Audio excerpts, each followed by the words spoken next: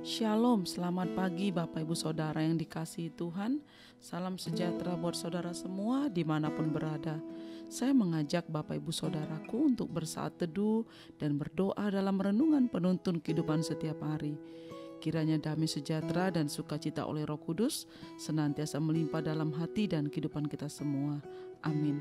Tema firman Tuhan pagi hari ini adalah siapkah menghadapi pengadilan? Ayat bacaan terambil dari 2 Korintus 5 ayat yang pertama sampai ayat yang ke-10.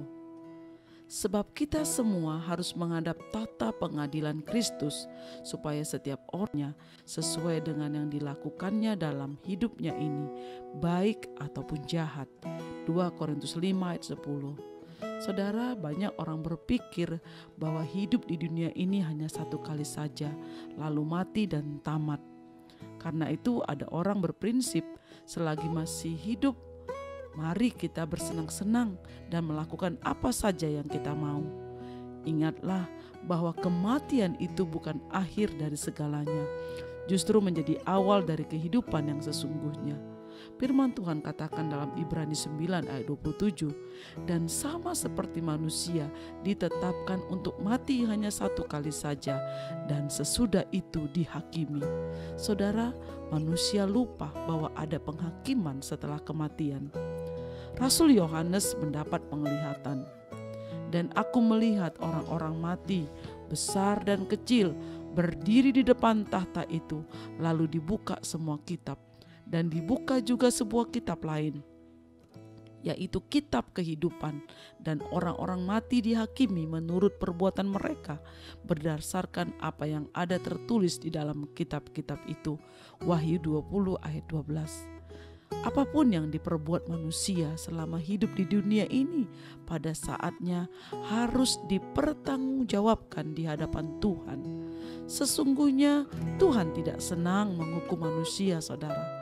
Karena itu ia mengutus hamba-hambanya untuk memberitakan Injil ke penjuru bumi, bahwa akulah jalan dan kebenaran dan hidup. Tidak ada seorang pun yang datang kepada Bapa kalau tidak melalui aku. Yohanes 14 ayat 6. Dan firman Tuhan katakan, dan keselamatan tidak ada di dalam siapapun juga selain di dalam Dia. Sebab di bawah kolong langit ini tidak ada nama lain yang diberikan kepada manusia yang olehnya kita dapat diselamatkan. Kisah Para Rasul 4 ayat 12. Saudara, sungguh teramat disayangkan kalau banyak orang menolak mentah-mentah berita tentang salib. 1 Korintus 1 ayat 18 berkata, sebab pemberitaan tentang salib memang adalah kebodohan bagi mereka yang akan binasa. Saudara, hidup ini sungguh teramat singkat, tak lebih dari sebuah persinggahan sementara. Firman Tuhan katakan dalam 2 Korintus 5 ayat pertama, jika kemah tempat kediaman kita di bumi ini dibongkar, Allah telah menyediakan suatu tempat kediaman di sorga bagi kita, suatu tempat kediaman yang kekal, yang tidak dibuat oleh tangan manusia. Karena itu, saudaraku, waktu yang terbatas ini, mari kita pergunakan sebaik-baik mungkin untuk kita mempersiapkan diri sebelum kematian menjemput. Bagaimana dengan kita pagi hari ini? Bagaimana respon kita ketika kita mendengarkan firman dan renungan pagi ini? Apakah kita sudah siap untuk menghadapi pengadilan tata Kristus, saudara? Karena yang kita lakukan di bumi, baik itu baik dan yang baik itu jahat.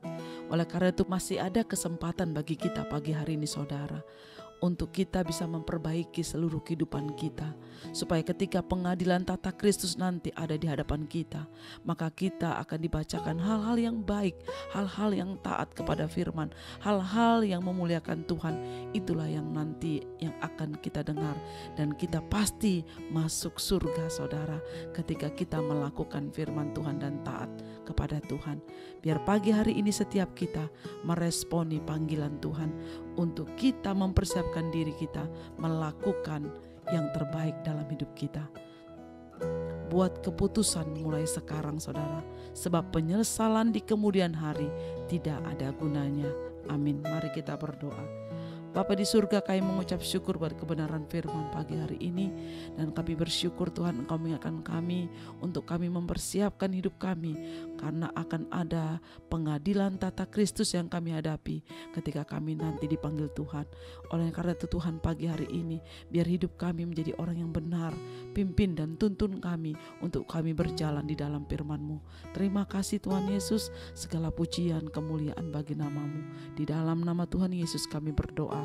Haleluya, amin. Kiranya berkat yang sempurna dari Allah Bapa kita, kasih karunia dari Tuhan Yesus Kristus, dan persekutuan dengan Roh Kudus menyertai kita dari sekarang ini sampai selama-lamanya. Amin. Maju terus dalam tuntunan Tuhan saudaraku, tetap semangat. Sampai jumpa esok hari di penuntun kehidupan setiap hari. Tuhan Yesus memberkati.